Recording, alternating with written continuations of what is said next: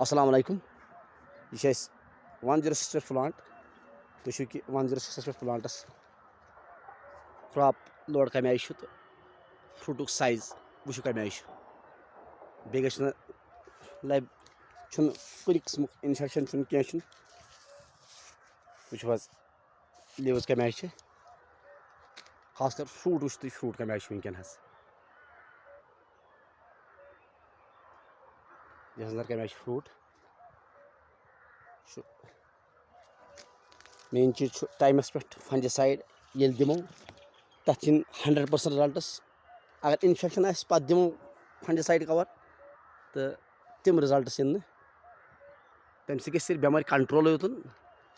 न कि साफ गस कह